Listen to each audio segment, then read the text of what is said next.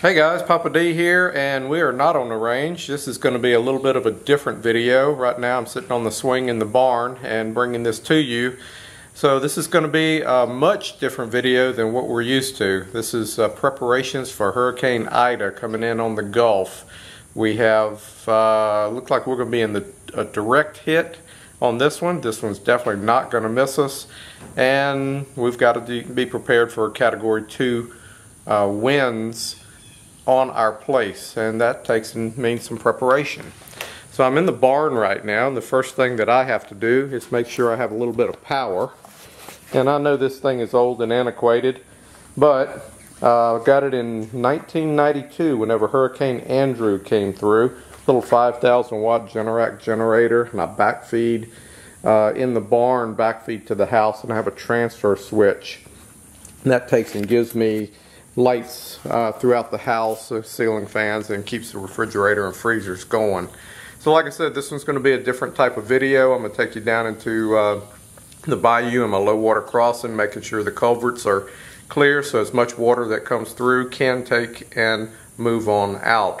We're expecting 10 to 15 inches of rain in a short period of time, and we know that the banks of the bayou will overflow and how that's going to impact us. So let's take a walk around and see what we got. Alright guys, over my shoulder you'll see White's Bayou here in South Louisiana. As we take a walk down here, I've got built this low water crossing years back. Nothing perfect, but it allows me to take and get tractors to the other side. Be able to, I've got 8 acres on each side of the bayou.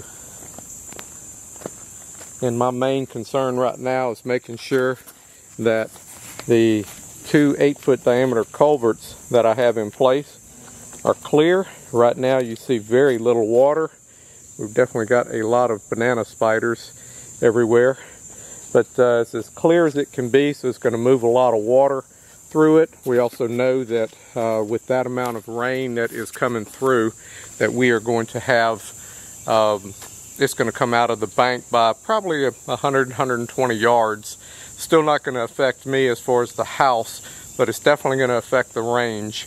It will be flooded, and probably, I don't know, 2 or 3 feet of water on the bottom part of the range. So that's where we're headed next.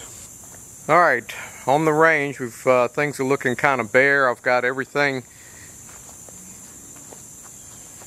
tucked away in corners. I've got steel on top of anything that may float. Hopefully it'll take and counterbalance the weight of the water and the plastic and hold everything down. As far as the walls, there's not much I can do with them. Hopefully I've built it well enough that they're going to take and stay there. It's not like they're going to float. The bridge timbers are 14 by 14 by 28 feet long, and I think they're pretty heavy, so they should counterweight. They should not float. Trying to group everything together so that and then kind of tie it around any way that I can, so that if anything does want to escape, it has to have a path.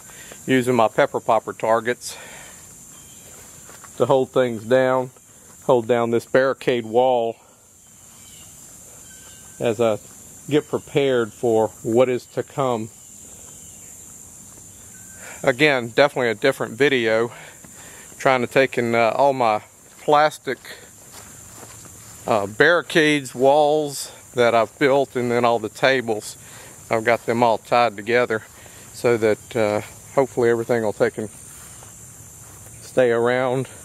Got another 35 pounds of weights on top of the picnic table, trying to take and make sure that it stays in place. As we continue on, let's see what the hay shed shows us.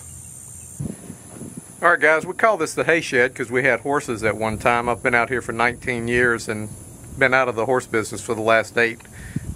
Hence I started a gun range. Anyway, got things tied up. I've got water troughs and just boxes. In the boxes I've got targets, USPSA cardboard targets, some paper targets, things like that that's close to the range so I don't have to go all the way back inside. Little portable canopy. Again, just trying to take and make sure that everything's going to stay in place after the Category 2, projected Category 2 hurricane comes through. Alright guys, time to wrap this one up. I'm sitting on my swing underneath the oak tree just outside of, away from the range. Very fortunate and blessed to live in the country and been living out here, like I said, for 19 years. I do live next to a bayou, and Mother Nature definitely comes through every now and then. So, am I prepared as best as I can be? Being on this place, I have a lot of small things that are probably going to fly around and move around. But the big stuff is tied down, secured, have weights on it. We will see. Anyway, hopefully this isn't a before and after video. Hopefully after this passes, come middle of next week, I can start untying things and setting them back out. But we're expecting Sunday, Monday, and Tuesday to be really, really wet.